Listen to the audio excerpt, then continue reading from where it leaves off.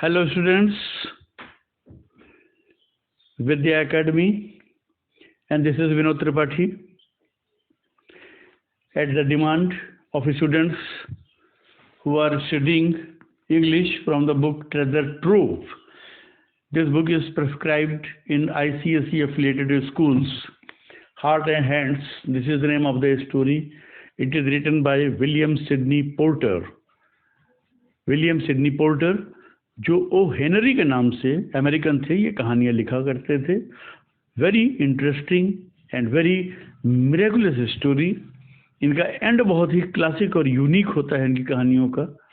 मैंने कई कहानियाँ इसकी खुद भी पढ़ी हैं और बच्चों को पढ़ाई भी हैं. तो बच्चों की डिमांड पे, उनकी हैवी डिमांड पर मैं हार्ट्स एंड हैंड्स को आज आपको बताने जा रहा हूँ. एंड आई होप कि आपको ये शब्द दर शब्द जहनशी होता चला जाएगा. हार्ट्स एंड हैंड्स इसकी टाइटल है. इसके अलग अलग इंटरप्रिटेशंस हो सकते हैं कि क्या हार्ट्स हैं, क्या हैंड्स हैं. उसमें ये कहा जा सकता है, हार्ट, ये स्टोरी एक ऐसी है कि एक पुलिस वाला है और एक क्रिमिनल है. Okay, criminal means offender. एक ऑफेंडर है और दूसरा जो है डिफेंडर है, जो लॉ एंड ऑर्डर को मेंटेन करता है. तो ऐसे में इन दोनों के हाथ बंधे हुए हैं. फॉर सर्टेन रीजंस इनके हाथ बंधे हुए हैं. और मगर इनके हाथ तो बंधे हैं, लेकिन दिल में दूसरे के लिए किसी तीसरे के मिलने पर कुछ हमदर्दी और सिंपैथी पैदा होती है. और वो जो कंपैशन है, वो जो अफेक्शन है, एक सिंपैथी है, वो किस तरह से इस कहानी ओढ़ लेती है, इसको इन्होंने इसमें बताया है. So, let us start the story. At Denver is a station in America. At Denver, there was an influx of passengers into the coaches on the eastbound B&M Express. B&M Express is the name of a train which is arriving at Denver railway station. And there is a heavy crowd of passengers who are trying to get inside the coaches. Denver America का एक शहर है, station है, जहाँ पर B&M express आकर के लगी है, जो पूरब की ओर जाने वाली है, east bound. The train is coming from the west and is ready to move towards east. और इसमें पैसेंजर्स का चढ़ना शुरू होता है. In one coach there sat a very pretty young woman dressed in elegant taste and surrounded by all the luxurious comforts of an experienced traveller. अब यहाँ देखिए, कहते हैं इन वन कोच, एक डिब्बे के अंदर, there sat a very pretty young woman, एक बहुत ही सुंदर खूबसूरत सी औरत बैठी हुई है, जो कि बहुत ही एलिगेंट शानदार लिबास में है. And surrounded by all the luxurious comforts, और घिरी हुई है तमाम आरामदेह विलासितापूर्ण उन चीज़ों से, उन सामानों से, जिन सामानों की ज़रूरत एक अनुभवी तजुर्बेकार मुसाफिर को दौरान सफ़र पड़ती है. For example, let me explain you. जैसे when you go on journey, तो आप क्या करते हैं, आपका साबुन, ब्रश, टूथपेस्ट, मंजन, all this and that, towel, napkin, paper napkin, tissue paper, plate, all this चीज, ये चीज़ें आप ऊपर बैग में रखते हैं. इसको अपना भारी भरकम बॉक्स के ट्रंक के अंदर नहीं रखते हैं, ये चीज़ ऊपर रखी जाती है.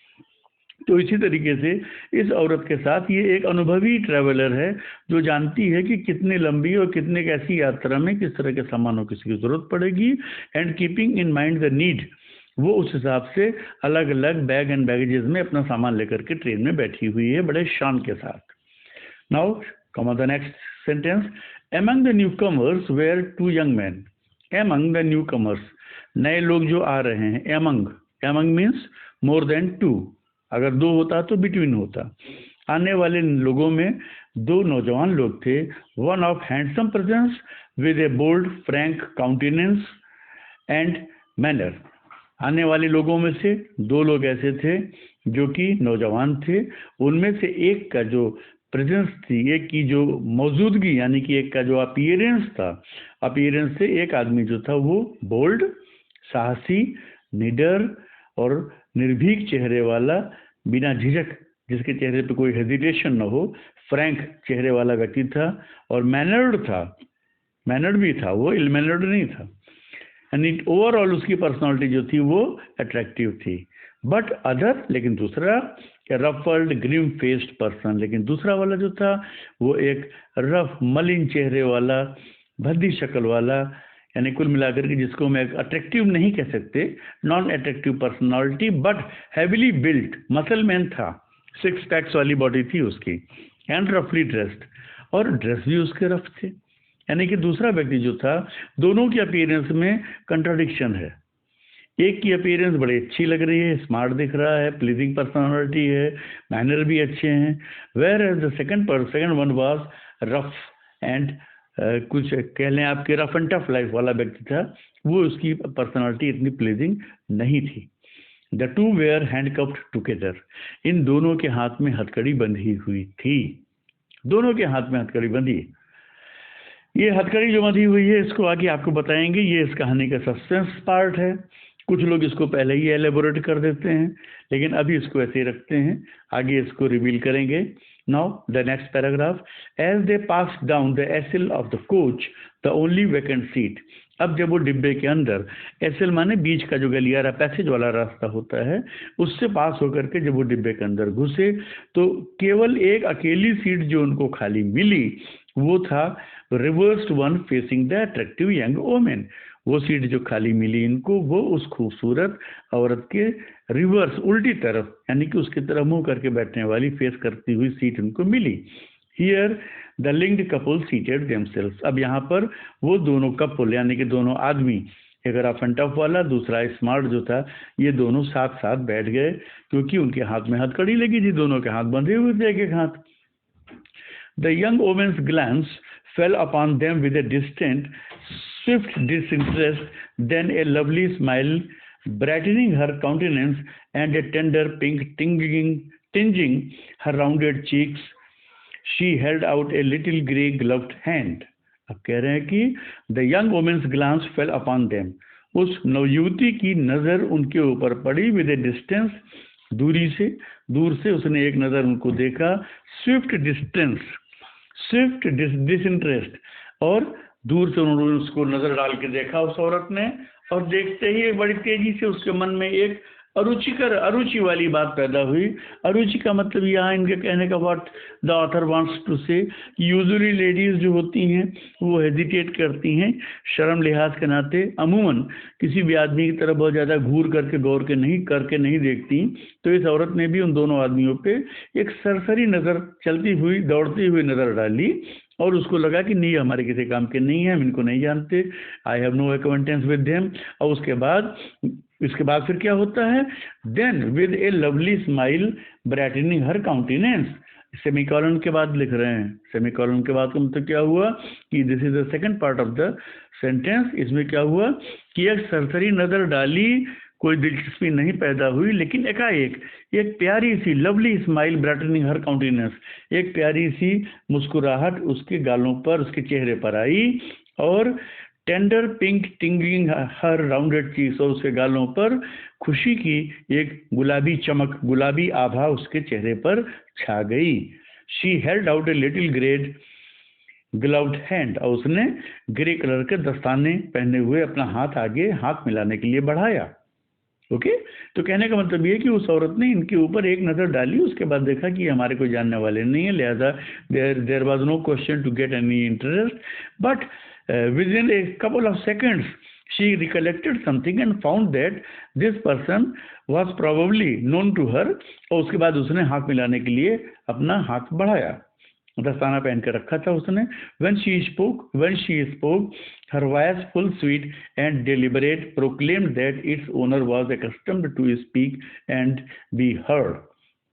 अब जब उसने उससे बोला, जब उसने जब उसने हाथ बढ़ाया तो उसकी आवाज़ जो थी वो पूरी भरी मीठी और जानबूझ डेलिब्रेट माने जानबूझ के होता है, यानी कि उसकी आवाज़ में कुल मिलाकर के एक अपनत्व था, और प्रोक्लेम्ड दैट, और ये उसकी आवाज़ ये बता रही थी दैट इट्स ओनर, की इसका ओनर जो है वो आदि था किसी से भी अनहेजिटेटिंगली बात करने के लिए और उसको सुनने के लिए। यानी कि ये यहाँ पर ये कहना चाहते हैं कि जब लेडी ने अपना हाथ बढ़ाया तो it appeared that she did not hesitate in talking with a person whom she knew or did not know. This hardly matters. Well, Mr. Easton, if you will make me speak first, I suppose I must. उसने कहा, well, Mr. Easton, अगर आप चाहते हैं कि मैं ही पहले बोलूं तो ठीक है, मेरा ख्याल है कि मुझे बोल देना चाहिए। Don't you ever recognize old friends when you meet them in the West? क्या आप अपने पुराने मित्रों को तब नहीं पहचानते जब आप उनको वेस्ट में देखते हैं? यहाँ स्टूडेंट्स ये चीज़ सामने आती है, पढ़ने से लगता है ऐसा कि इस औरत की और उस आदमी की मुलाकात, मिस्टर ईस्टन की मुलाकात, उन दोनों में से कोई एक मिस्टर ईस्टन है, तो इस लेडी की मुलाकात मिस्टर ईस्टन के साथ हुई है कभी जब वो ईस्ट अमेरिका साइड में थे। Now they are in the western part of the America and now for certain reasons न ईस्टन उसको पहचान पा रहा है, न ये पहले at the first sight she could also not identify, लेकिन after a couple of seconds when she identified तब वो बोल रही है कि क्या आप ईस्ट अमेरिका में मिले हुए दोस्तों को वेस्ट अमेरिका में मिलने पर नहीं पहचानते क्या? The younger man roused himself sharply at the sound of her voice. अब उस औरत की आवाज़ सुनकर के वो नौजवान आदमी जो है एकदम से चौकन्ना हो गया, अलर्ट हो गया। seemed to struggle with a slight embarrassment, और ऐसा लगा जैसे कि वो कुछ हल्की सी embarrassment माने होता है शर्म, ऐसा लगा जैसे वो हल्की सी शर्म से कुछ संघर्ष कर रहा है, which he threw off instantly। ऐसा जब उसकी आवाज़ सुना तो ऐसा लगा कि जैसे वो किसी हेजिटेशन से, किसी एम्बेरसमेंट से स्ट्रगल कर रहा है, और बहरहाल उसने इस शर्म को तुरंत थ्रू ऑफ, उतार फेंका, अलग किया, and then clasps her fingers with her hand, और उसके बाद क्या किया, अपनी उंगली से उसका हाथ पकड़ लिया, और कहने का मतलब he shook hands with the lady. Okay, it is Miss Fairchild he said with a smile. अब ये आदमी बोलता है, आदमी कौन? Mr Easton. उसने कहा, ओहो Miss Fairchild, I will ask you to excuse the other hand. मैं माफ़ी चाहूँगा कि मेरा दूसरा हाथ, it is otherwise engaged just at present, मैं माफ़ी चाहूँगा कि मेरा दूसरा हाथ, क्योंकि ये जो है इस समय प्रेजेंट में क्या है, ये इंगेज्ड है, दूसरी चीज़ में बिजी है। ही स्लाइटली रेज, उसने ये कहना चाहा कि उसका हाथ जो है अभी बिजी है। तो यहाँ पर ये पहली लाइन में इन्होंने जो बताया, क्या हुआ कि साहब उसने पहचान लिया, उसने कहा, हो मिस फेयरचाइल्ड, मैं आपसे माफ़ी चाहूँगा, मेरा दूसरा हाथ इस समय भी इंगेज है, क्योंकि दूसरे हाथ में हैंड कप हथकड़ी लगी हुई है। तो होता क्या है ये कि इसने अपना बायां हाथ उठाया, बायां हाथ आगे बढ़ा करके हाथ मिला लिया। अब बाएं हाथ से हाथ मिलाना तो कोई बहुत अच्छे एटिकेट में नहीं माना जाता है, हाथ मिलाने के लिए दाहिना हाथ बढ़ाया जाता है, इसलिए वो he is begging for an excuse. ठीक है, तो he slightly raised his right hand, उसने धीरे से अपना दाहिना हाथ उठाया, bound at the wrist by the shining bracelet to the left one of his companion. उसने अपना दाहिना हाथ उठाया ये दिखाने के लिए कि देखिए ये मेरा राइट हैंड और ये बिजी है, ये इंगेज्ड है। कैसे इंगेज्ड है? जो कि उसके कंपेनियन के बाएं हाथ से इसका दाहिना हाथ बंधा हुआ है, और इनके हाथों में ये आयरनी है, चमकती हुई ब्रेसलेट है। ब्रेसलेट तो कहते हैं हाथ में जो कड़ा या चेन टाइप का आप पहनते हैं उसे कहते हैं, लेकिन ये हथकड़ी है, इसलिए इन्होंने हथकड़ी को इन्वर्टेड कॉमा में ब्रेसलेट करके लिखा है। ये आयरनी है, व्यंग है इसमें। ठीक, तो क्या हुआ कि उसने आइडेंटिफाई किया, oh Miss fair child, oh hello how are you, सारी बातें किया। उसमें बोला कि excuse me that I am extending my left hand, in fact my right hand, it is handcuffed with the hand of my companion. Okay, the glad look of in the girl's eyes showed changed to be bewildered horror। अब इन्होंने कहा कि उस लड़की की आंखों में ये हथकड़ी देखने के बाद एकाएक वो कंफ्यूज भी हो गई और कुछ डर भी गई। हथकड़ी लगने का मतलब ये है कि कोई ऑफेंस किया है, पुलिस कस्टडी में है, तो वो अब हेजिटेट करने लगी कि आगे कैसे बोले अब वो, क्योंकि किसी मुलजिम से या कोई any person who is being taken for trial और to the court, any person who is going to the jail, any person who is being taken to the police station, usually ऐसा होता है कि people avoid talking with him. तो ऐसे में वो hesitate कर रही है। The glow faded from his cheek, और उसके चेहरे से अब क्या हुआ, उसके चेहरे पे जो चमक थी, गुलाबी रंगत आभा जो थी उसके गालों पे, वो फेड होनी, धूमिल हो गई, मध्यम हो गई। हर लिप्स पार्टेड इन ए वेग रिलैक्सिंग डिस्ट्रेस, एक निराशा और कंफ्यूजन, अस्पष्टता के भाव में। There were nothing was clear to her what could have happened that this person had been handcuffed. तो क्या हुआ, अचंभे में, आश्चर्य में, कुछ डर में, कुछ कंफ्यूजन में इसका मुंह खुला ही रह गया। Easton with a little laugh as if amused was about to speak again when the old other forestalled him.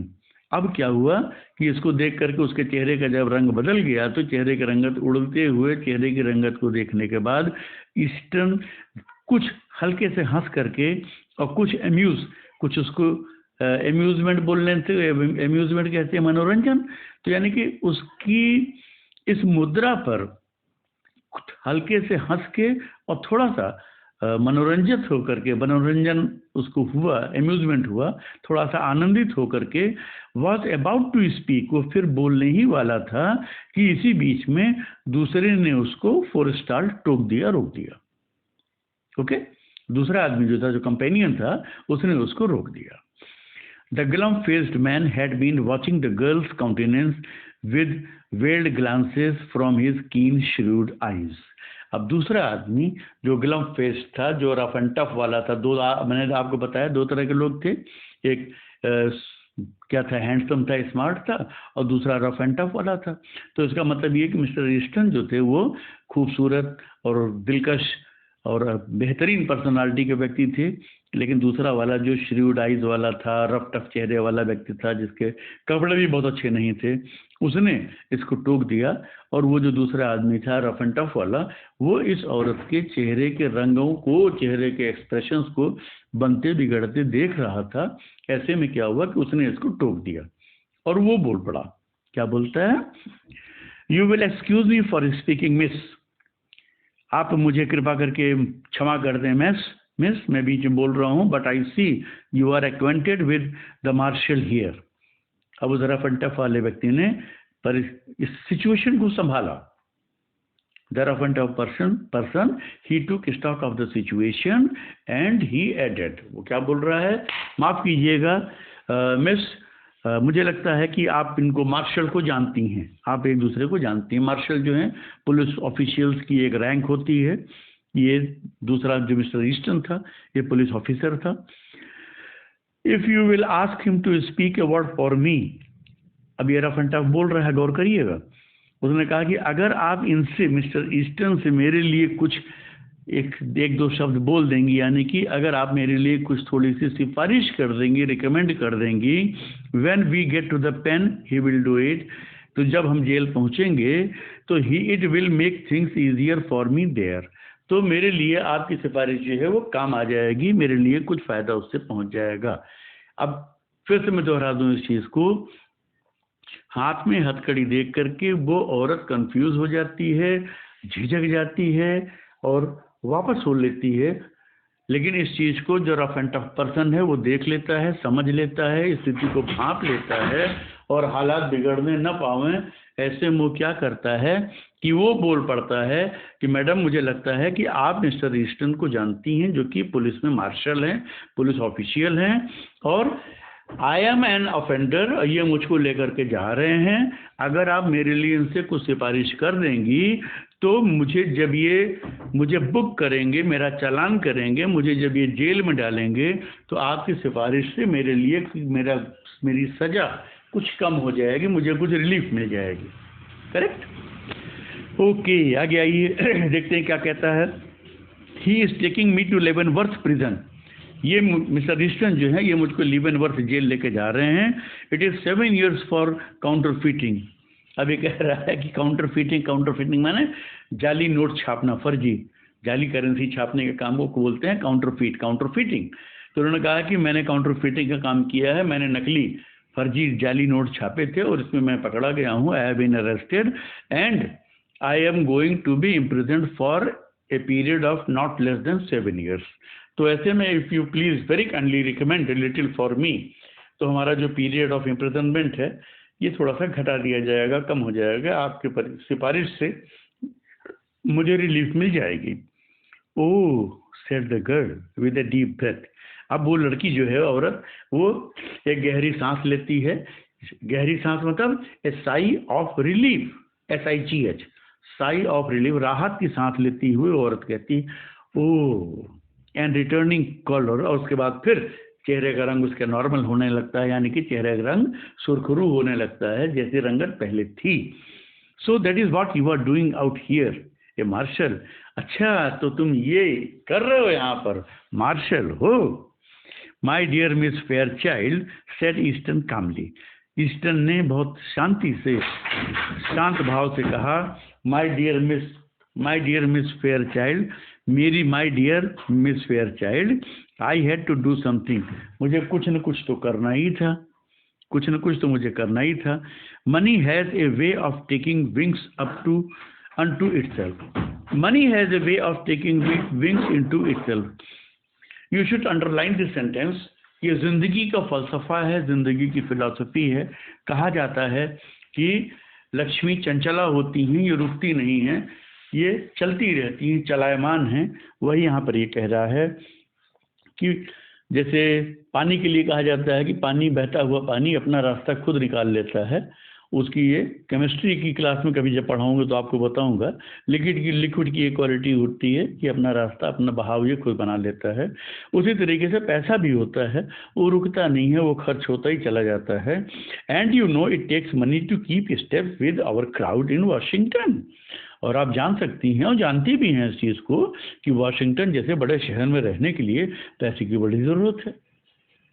तो यहाँ पर ये कह रहा है, मैं repeat once again, mister Eastern ने बड़े सुकून से, बड़े शांत स्वभाव से कहा, my dear miss fair child, कुछ न कुछ तो मुझे करना ही था, और वाशिंगटन जैसे शहर में रहने के लिए तो पैसों की बड़ी ज़रूरत है। और पैसा है कि रुकता नहीं है, उड़ जाता है, खर्च हो जाता है। I saw this opening in the west. पश्चिम में आने के बाद मुझे ये ओपनिंग, एक कैरियर की शुरुआत मुझे यहीं पर मिली। And well, a marshalship is not quite as high a position as that of ambassador bat.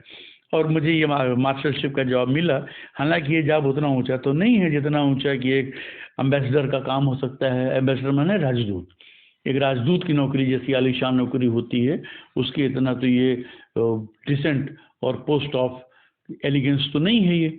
लेकिन अब एम्बेसडर यहाँ क्यों कह रहा है?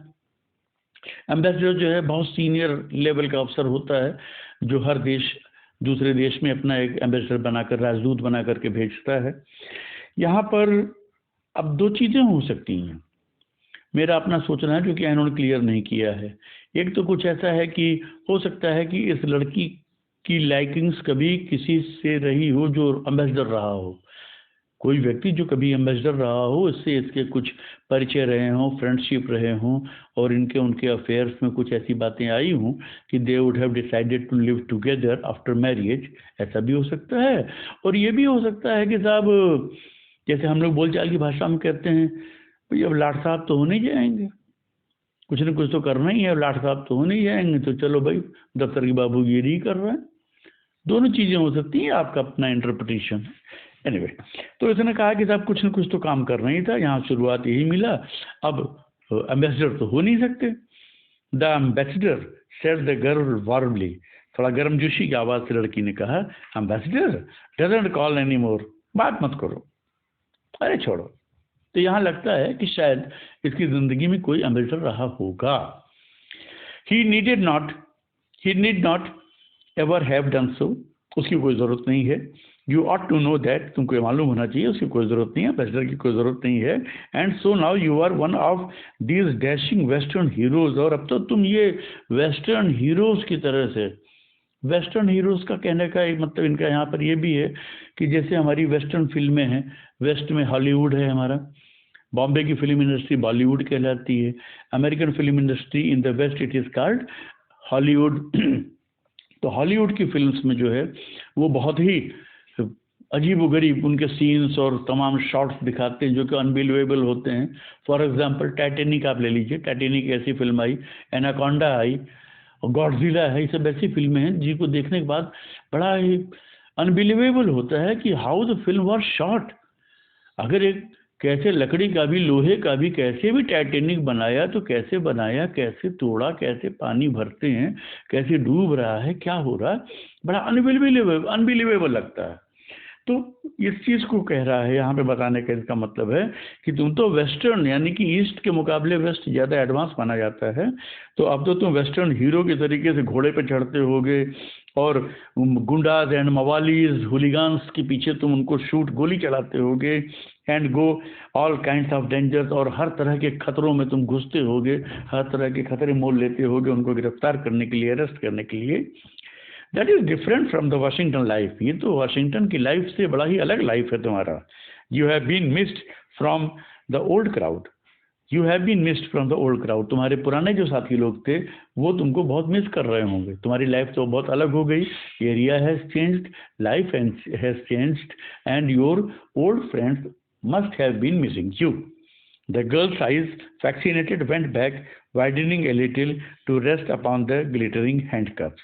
ये कहने के साथ साथ लड़की की आंखें जो हैं फैक्सीनेट माने मंत्रमुग्ध होकर के, मोहित होकर के, वेंट बैक, वापस, फिर उसकी आंखें खुली आंखों के साथ वो क्या करती है, उसकी आंखें टिक जाती हैं जाकर के चमकती हुई हथकड़ी के ऊपर, हथकड़ी के ऊपर उसकी आंखें जाकर के ठहरती हैं।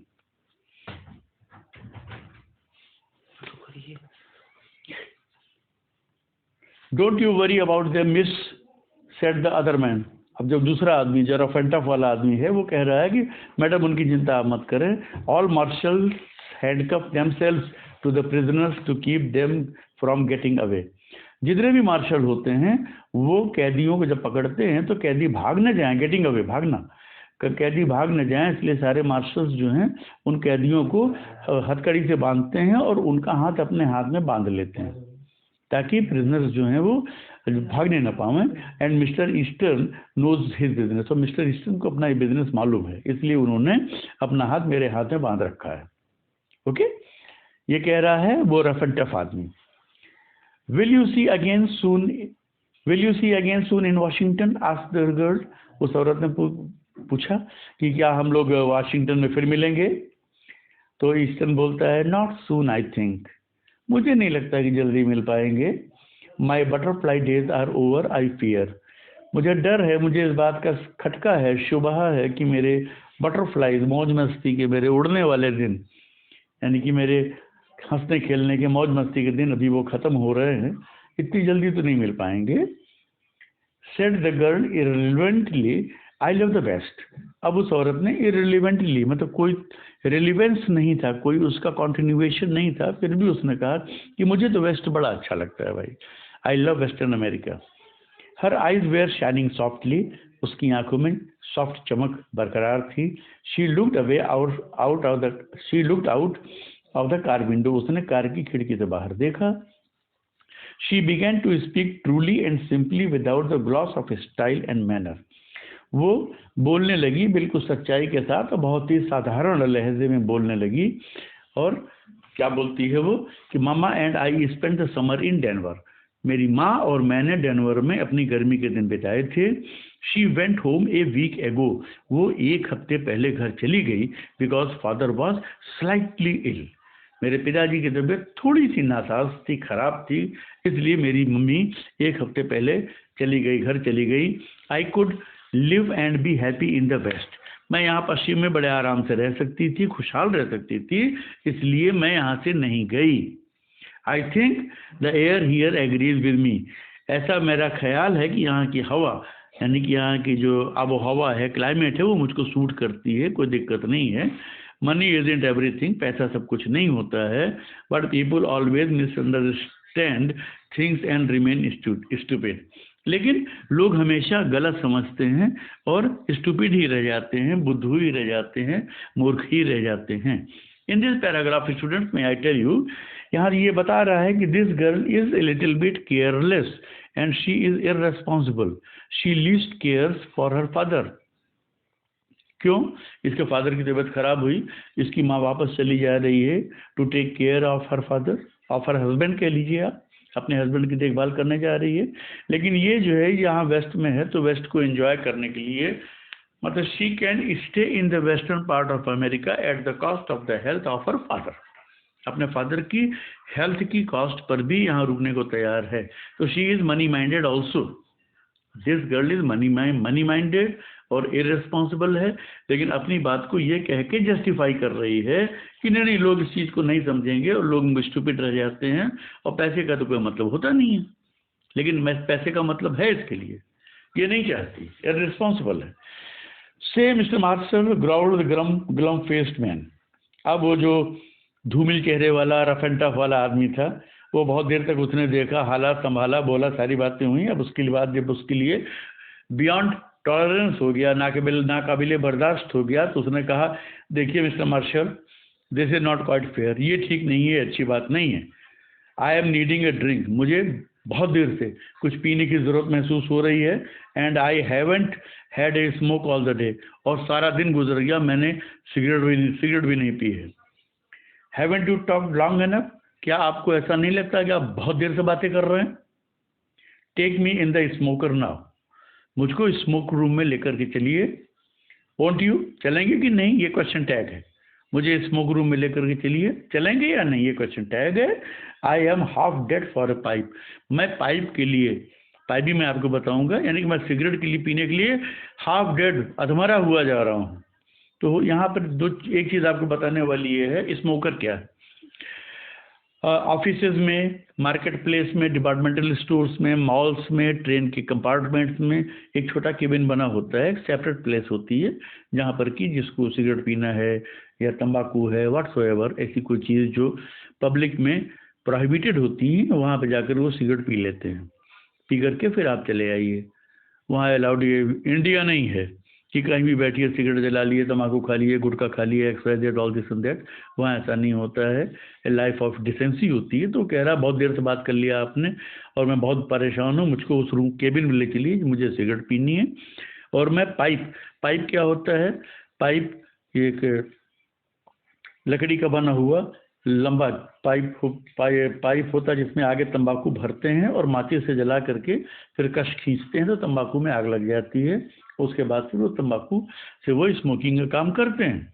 तो ये कह रहा है कि मैं सिगरेट पीने के लिए या पाइप में डाल करके तंबाकू पीने के लिए, चाहे सिगरेट हो या पाइप हो, चुरूट हो, कुछ भी हो, कोई भी ऐसी चीज़ जिसे धूम्रपान किया जा सके, मैं उसके लिए बड़ी देर से परेशान हूँ और मेरी आधी जान तो निकल चुकी है। The bounded travellers rose to their feet, दोनों ट्रेवलर्स अपने पाँव पे खड़े हुए। Eastern with the same slow smile on his face, और ईस्टर्न भी खड़ा हुआ, उसके चेहरे पर वही हल्की मुस्कुराहट थी। आई can not deny A petition for tobacco, he said lightly, उसने धीरे से कहा, हल्के से कहा। किसने? ईस्टर्न ने कहा। आई कैन नॉट डिनाई, मैं इनकार नहीं कर सकता अगर कोई तंबाकू के लिए पिटिशन करता है, याचना करता है, यानी कि वो उसकी तरफ कह रहा है। ईस्टर्न ये कहना चाह रहा है कि I can not deny the request of this rough and tough person who wants to smoke, ये रफ एंड टफ आदमी जो स्मोक करना चाहता है, मैं इसकी रिक्वेस्ट को डिनाई नहीं कर सकता, क्योंकि पहले ही बता चुका है ये कर्शियस पर्सन था। It is the one friend of the unfortunate, it is the one friend of the unfortunate, अभागे लोगों का ये दोस्त होता है। सिगरेट या कोई भी नशा जो है ये अभागे लोगों का एक दोस्त होता है।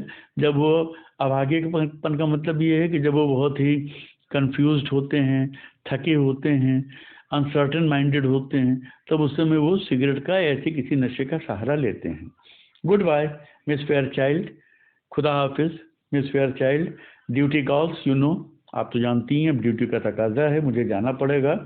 He held out his hand for a farewell, इसके साथ फेयरवेल माने अलविदा, विदाई के लिए उसने अपना हाथ हिलाया और उसके साथ आगे बढ़ गया। तो वो कहती है, she said, it is too bad you are not going east, यानी ये बहुत गंदी बात है भाई कि आप ईस्ट नहीं चल रहे हैं।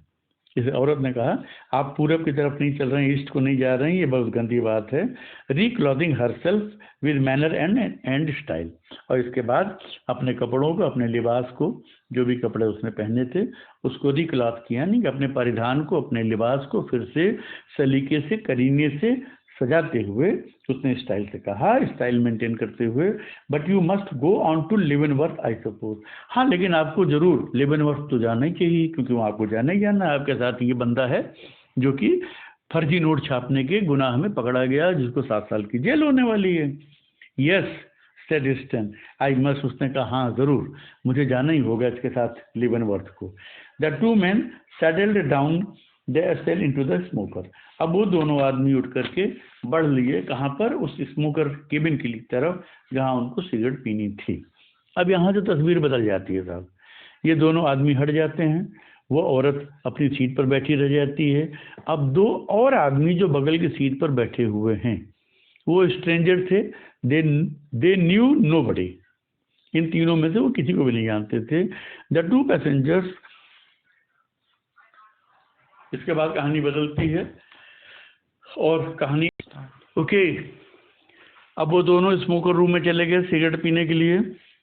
The 2 passengers in A seat near by, नज़दीक की ही एक सीट पर 2 पैसेंजर्स जो बैठे हुए थे, had heard most of the conversation, conversation माने बातचीत, वार्तालाप, जिन्होंने वार्तालाप का अधिकांश हिस्सा सुना हुआ था।